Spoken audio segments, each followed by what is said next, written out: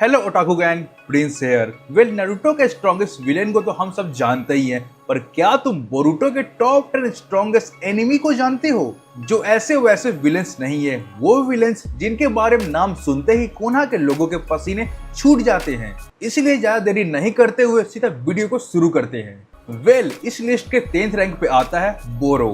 बोरो जो है वो कारा ऑर्गेनाइजेशन का एक मेंबर है, और लिटरली एक मेंबर नहीं है, ये खुद का एक कल्ट चलाता है। देखने में भले ये कैसा भी क्यों ना हो, लेकिन इसका लिटरली एक पूरा कल्ट है, और पावर एंड एबिलिटी के मामले में बोरो कुछ कम नहीं है। बोरो के पास साइंटिफिक निंजा टूल है जो उसको ह्यूमन स्ट्रेंथ और रीजनरेशन देता है। उसका सिग्नेचर मूव है वायरस मैनिपुलेशन।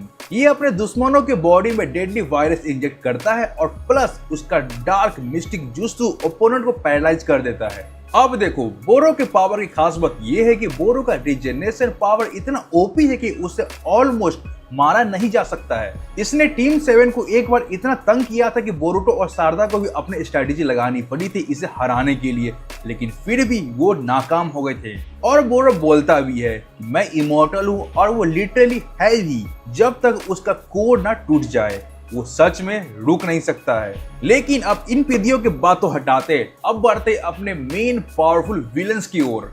अब इस लिस्ट में बात करते हैं 9th रैंक पे आने वाले किनसेकी ओत्सुकी की। ये भाई मोमोसुकी का लॉयल बॉडीगार्ड है, और इसका साइज और पावर देख के भाई कोई भी डर जाए। अब किनसेकी एक ओत्सुकी क्लैन से होने के कारण उसके पास गॉड लाइक पावर्स है।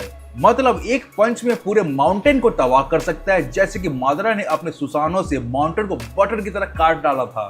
और यही नहीं, किनसेकी चाक्रा वेपन्स क्रिएशन एबिलिटी को यूज करके वो चाक्रा से कोई भी वेपन्स को बना सकता है, जैसे ग्लोइंग रेड सॉर्ड।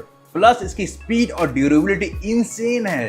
किनसेकी इतना स्ट्रॉन्ग है कि इसने सासुके उचिहा और कागज को भी चैलेंज किया था। इसका रॉ पावर और रॉयलिटी मोमोसुकी के लिए एक वॉकिंग टैंक बना देता है इसे। बेसिकली किनसेकी बोलता कम है, बजाता ज्यादा है। ये अगर एक बार फील्ड में आ गया तो बस कहानी वहीं खत्म है। लेकिन अब बात करते 8th रैंक पे आने वाले गीगा चैड की, तो इसका नाम है जिगेन।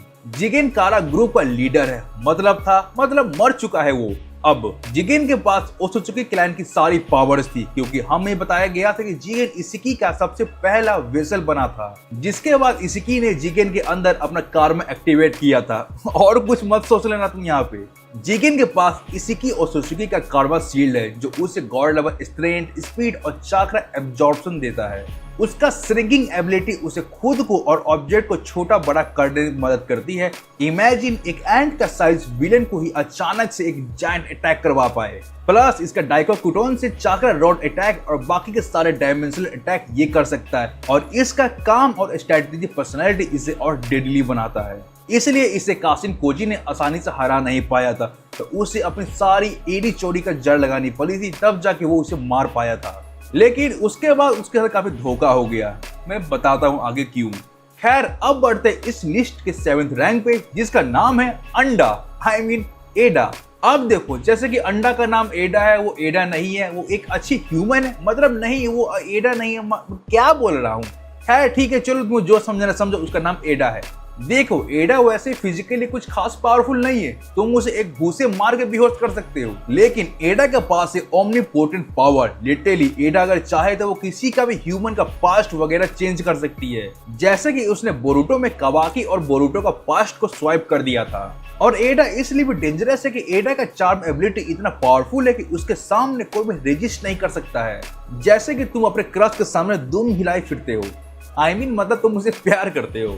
लेकिन ऐसा नहीं है कि एडा का चार्म सब पर काम नहीं करेगा। जो एडा के ब्लड रिलेटिव्स हैं और ओत्सुकी क्लैन से बिलोंग करते हैं, उन पे नहीं करेगा, लेकिन उन फैमिली पे करेगा।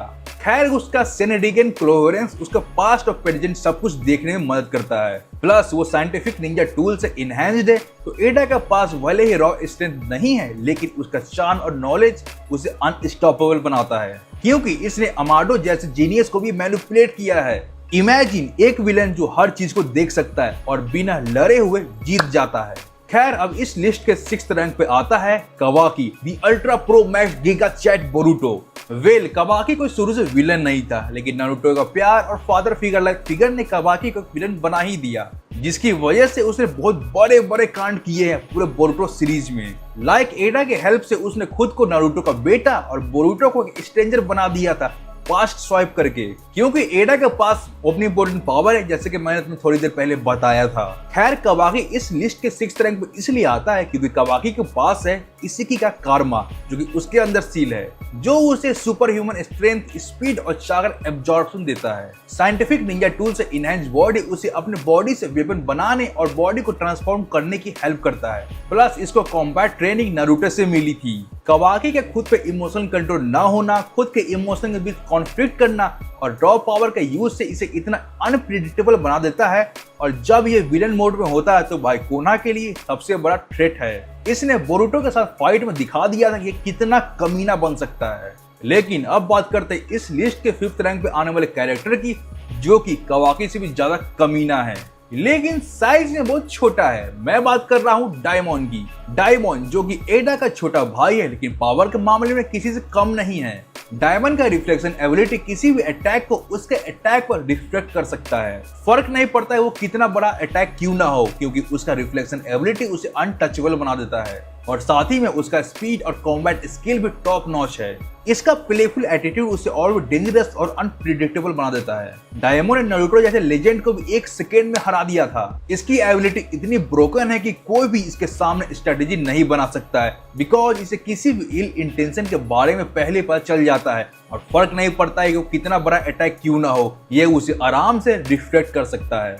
और अभी तक सीरीज में इसका कोई भी काउंटर अटैक नहीं बताया गया है, तो देखते हैं आगे क्या होता है, क्योंकि इसके पास सेंजुत्सु है और सेंजुत्सु ओसुके क्लैन के गॉड मेंबर्स यूज करते हैं, और इनका कोई भी काउंटर अटैक अभी तक दिखाया ही नहीं गया है। अब जिनको भी सेंजुत्सु के बारे में पता नहीं है वो इस वीडियो में कमेंट करो, मैं एक डेडिकेटेड वीडियो इस पे बना दूंगा कि आखिर सेंजुत्सु, निंजुत्सु और टाइजुत्सु क्या होते हैं। लेकिन अब बात करते हैं इस लिस्ट के 4th कैरेक्टर की, वो है मोमोसुकी ओत्सुकी, मेरा अब तक का सबसे फेवरेट ओत्सुकी। देखो अकॉर्डिंग टू मी बोरुटो के सारे ओत्सुकी एक तरफ और अपना मोमोसुकी एक तरफ, क्योंकि भाई राइटर ने इसको इतना सेक्सी बनाया है ना भाई, मजा ही आता है इसे देख करके, क्योंकि भाई ये 1 नंबर का पागल और कूल भी है, और मोमोसुकी एक ओत्सुकी होने की वजह से वो चाकर एब्जॉर्प्शन और चाकर एम्पलीफाई यूज कर सकता है। ये किसी भी जुत्सु को एब्जॉर्ब करके उसे 10x पावरफुल बना देता है, जैसे कि हमने नारुतो और सासुके के फाइट के बीच में ये चीज देखी थी। और साथ ही मोमोसुकी का रिनेगान उसे टेलीपोर्ट और डायमेंशनल ट्रैवल दोनों में करने में मदद करता है। प्लस इसका गोलेम क्रिएशन भाई ये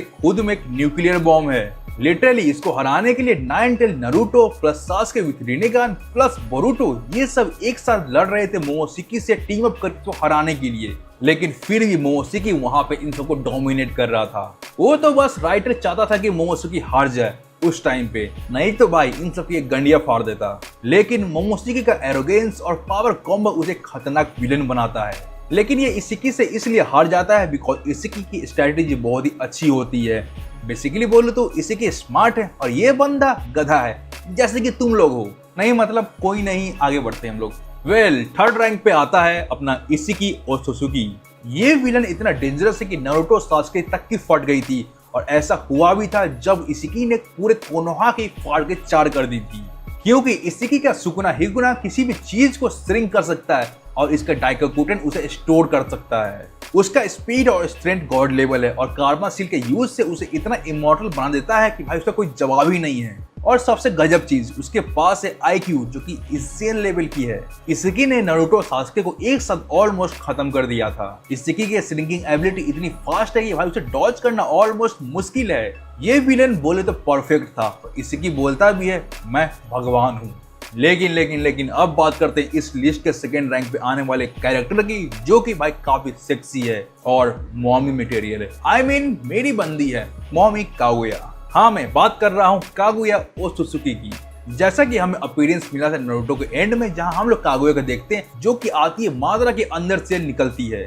लेकिन उसके बाद जो कागुया ने पूरे नारुतो सीरीज पे जो कहर ढाया था भाई, उसका आज तक चर्चे होते हैं बोरुटो में, क्योंकि कागुया के पास all killing ash bone power है, जो किसी भी चीज को डस्ट बना सकता है। उसका इन्फिनाइट सिक्योर में बिलियंस ऑफ पीपल्स को ट्रैप कर सकता है, प्लस डायमेंशनल स्विच और चाकर मैनिपुलेशन उसे गॉड बनाता है। कागुया ने टीम 7 सास्के को ऑलमोस्ट खत्म कर दिया था। इसका पावर इतना है कि इसे सील करना ही पड़ता है क्योंकि इसे मारा नहीं जा सकता है। तुम बाकी ओत्सुकी को एक हद तक मार भी सकते हो, लेकिन इसे तुम मार नहीं सकते क्योंकि ये अपने कार्मा से रिजरेक्ट हो सकती है, इसलिए इसको सील ही करना पड़ता है। और ये अभी भी टेक्निकली सील ही है।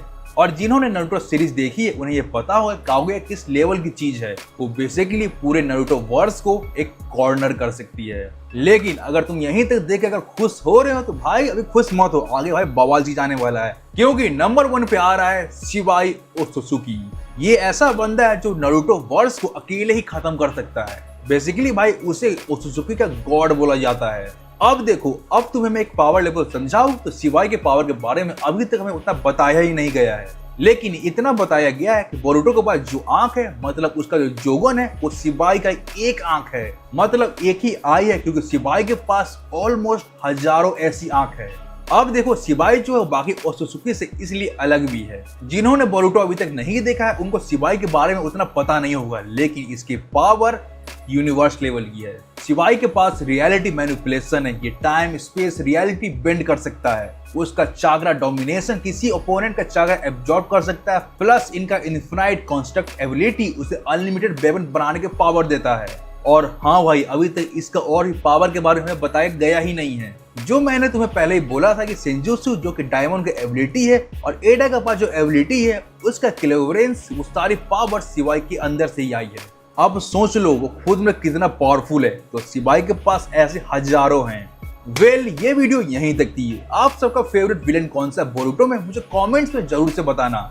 लेकिन भाई दिल में हमेशा तो मात्रा ही रहेगा, चाहे कोई भी ओत्सुकी क्यों ना आ जाए। बाकी आप सबके दिमाग में कोई और टॉपिक होगे जिस पे आप चाहते हो कि वीडियो बनाया जाए तो भाई कमेंट में जरूर से वो भी बता देना। मैं बनाऊंगा तो नहीं, लेकिन ट्राई करूंगा बनाने की। मैं क्या करूं भाई, आदत से मजबूर हूँ। तब तक मिलते हैं नेक्स्ट वीडियो में। और हाँ, वीडियो अच्छी लगी हो भाई सब्सक्राइब भी कर ही लेना।